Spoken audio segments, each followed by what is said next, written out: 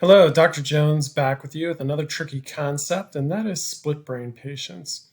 Now, when researchers initially did this and severed the corpus callosum, typically to try and rid people of epilepsy, they expected to find drastic changes in the people.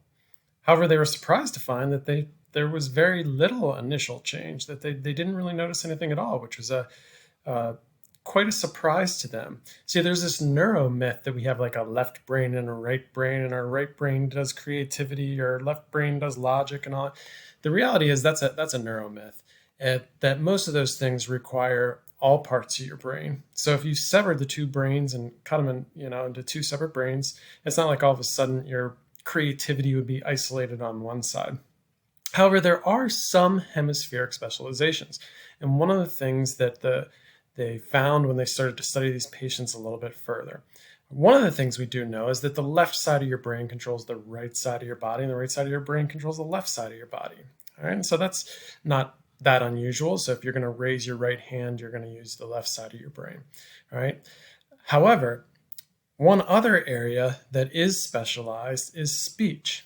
And the speech centers of your brains, Broca, Wernicke, the angular gyrus, they tend to be in the left hemisphere of your brain, all right, except for in 10% of lefties. And lefties are 10% of the population, so about 1 out of 100 people has the speech in the right side of the brain. But for 99% of us, speech is in the left side of your brain. So how does this impact individuals, and what do you have to know for the AP exam? Here's where it gets a little bit tricky. When we use our eyes, both of our eyes send information to both sides of our brain. All right, so if you look at this left eye, for example, you'll notice that the stuff in the blue goes to the right side of the brain, the stuff in the red goes to the left side of the brain. And that's because of what visual field it's in. And same for the right eye. The red stuff goes to the left side of the brain, the blue stuff goes to the right side of the brain. So if you're looking straight ahead, stuff that's off to your left is going to go to the right side of your brain. Stuff that's in your right is going to go to the left side of your brain. Now, for a person with a functioning corpus callosum, that information is then sent back and forth through that corpus callosum, and both sides of the brain get all of that information and puts it all together into one coherent picture that makes sense. All right, now what happens with somebody with a severed corpus callosum? Well, if something is in their left visual field, say this pencil, it's going to go to their right visual cortex. And so the pencil will exist in their right brain, and the apple will exist in their left visual cortex in the left side of their brain. So now they have an apple in the left, a pencil in the right. And that's if they're looking straight ahead and don't change the direction of their eyes. All right. Now, if you said, what do you see?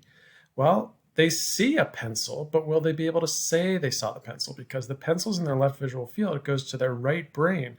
The right brain's going to try and send that over to the left so that they can say what they're seeing, and it won't get there.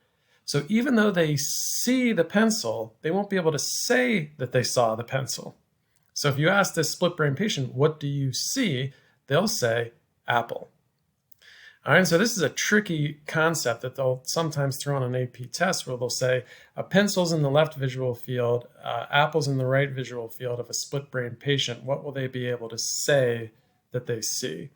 And in this instance, you're going to have to think, okay, well, the left, and I would even draw it out if I were you taking the test, but draw this out and say, okay, the pencil's in the left visual field, that goes to the right hemisphere. Right hemisphere does not do language, so they won't be able to say that they saw the pencil. They'll be able to say that they saw the thing that's in the right visual field, which is the apple, because it goes to the left. Now, if they said, use your right hand to point at what you see. Use your right hand to point at what you see. Well, which side of the brain controls the right hand? That's the left side. Left side controls the right hand. What does the left side see? The apple. So they would use their right hand to point at the apple. All right, so that's a really tricky concept. And so when they first severed people's corpus callosum, they didn't notice anything strange, really, because guess what? We don't spend our time looking straight ahead. People turn their heads. They'll look to the left. They'll look to the right. And so all the information gets to where it needs to get to, where it needs to go. However, when they forced them to stare straight ahead and then started testing them, that's when they started to notice these unusual differences. I hope this helps. Till next time. See you.